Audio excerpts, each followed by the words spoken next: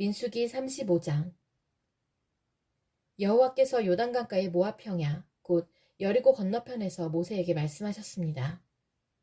이스라엘 백성에게 명령하여 그들이 받을 성 가운데서 레위 사람이 살 성을 주게 하여라. 그리고 레위 사람에게 그 성 둘레의 목초지도 주게 하여라.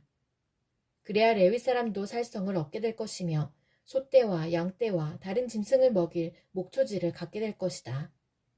레위 사람에게 줄 목초지는 성벽에서부터 2000규빗 떨어진 곳까지이다.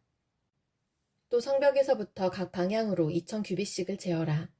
성의 동쪽으로 2000규빗을 재고 성의 남쪽으로도 2000규빗을 재고 성의 서쪽으로도 2000규빗을 재고 성의 북쪽으로도 2000규빗을 재어라.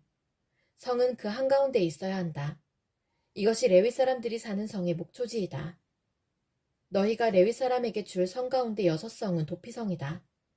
누구든지 실수로 살인을 한 사람은 그 도피성 가운데 한 곳으로 도망갈 수 있다.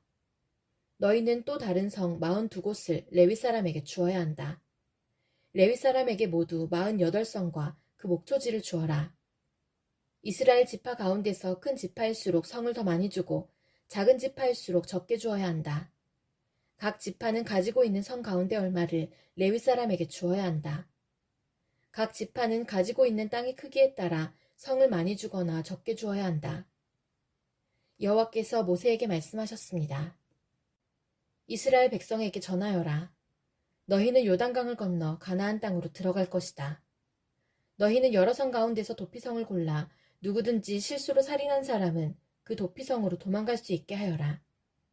그곳에서 그는 살인자에게 벌을 줄 의무가 있는 죽은 사람의 친척의 복수를 피할 수 있다. 그는 재판정에서 재판을 받을 때까지는 죽임을 당하지 않을 것이다. 너희가 줄 성 가운데 6성은 도피성이다. 요단강 동쪽의 3성과 가나안 지역의 3성을 도피성으로 주어라. 이 6성은 이스라엘 자손을 위한 도피성이 될 것이다.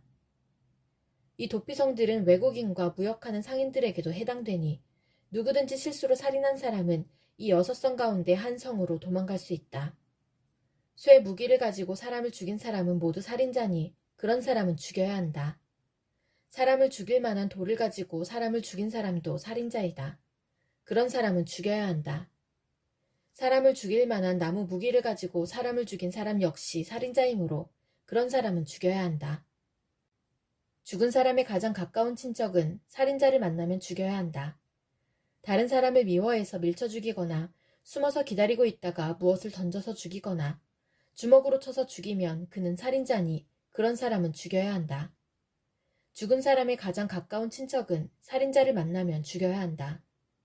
그러나 미워하는 마음이 없이 실수로 사람을 밀치거나 실수로 무엇을 던져서 사람을 맞히거나 사람을 죽일 만한 돌을 실수로 떨어뜨려서 사람을 죽였다면 그 사람은 해칠 마음이 없었고 자기가 죽인 사람을 미워하지도 않았으므로 이스라엘의 모든 무리는 어떻게 할 것인가를 결정해야 한다. 그들은 죽은 사람의 친척과 살인자 사이에서 판단해야 한다. 판단할 때의 규례는 이러하다. 무리는 살인자를 죽은 사람의 친척에게서 보호해 주어야 한다. 무리는 살인자를 그가 도망갔던 도피성으로 돌려보내야 한다. 그는 그곳에서 거룩한 기름으로 기름 부음을 받은 대제사장이 죽을 때까지 머물러 있어야 한다. 그 사람은 도피성 밖으로 나가지 말아야 한다. 죽은 사람의 친척이 도피성 밖에서 그를 만났을 경우에 그를 죽여도 그 친척은 살인죄에 해당되지 않는다. 살인자는 대제사장이 죽을 때까지 도피성에 머물러 있어야 한다.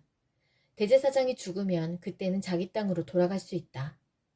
이것은 너희가 사는 땅에서 지금부터 영원히 지켜야 할 규례이다. 살인자는 죽여야 한다. 그때는 살인한 것을 본 증인이 있어야 한다. 그러나 단지 증인 한 사람이 증언한 것으로는 살인자를 죽일 수 없다. 살인자는 죽여야 한다. 돈을 받고 그를 살려주면 안 된다. 반드시 죽여야 한다. 대제사장이 죽기 전에 도피성으로 도망간 사람으로부터 돈을 받고 그를 고향으로 돌려보내면 안 된다. 너희가 사는 땅을 더럽히면 안 된다. 죄 없는 사람을 죽인 죄를 씻는 길은 오직 한 가지뿐이다. 그것은 살인자를 죽이는 것이다. 나는 여호와이다. 나는 이스라엘 백성인 너희와 함께 그 땅에서 산다. 그러므로 살인을 하여 그 땅을 더럽히지 마라. 민수기 36장. 길르앗 집안의 지도자들이 모세와 이스라엘 집안 지도자들에게 가서 말했습니다. 길르앗은 마길의 아들입니다. 마길은 므낫세의 아들이고 므낫세는 요셉의 아들입니다. 여호와께서 우리의 주인 당신에게 명령하여 제비를 뽑아 이 땅을 이스라엘 백성에게 주라고 명령하셨습니다. 그리고 여호와께서는 우리의 형제 슬로보앗의 딸을 그의 딸들에게 주라고 명령하셨습니다. 하지만 슬로보앗의 딸들이 이스라엘의 다른 지파 사람들과 결혼을 하면 그 땅은 우리 집안의 땅이 되지 않고 다른 지파 사람들의 땅이 될 것입니다. 그리하여 우리는 우리 땅 가운데서 얼마를 잃어버릴 것입니다. 희년이 돌아와도 슬로보앗의 딸들이 가진 땅은 다른 지파에게 돌아갈 것입니다. 그 땅은 그들이 결혼하는 사람들의 지파에게 주어질 것입니다. 그래서 우리 조상들에게서 받은 그 땅을 우리는 잃어버리고 말 것입니다. 모세가 여호와의 말씀에 따라 이스라엘 백성에게 명령했습니다.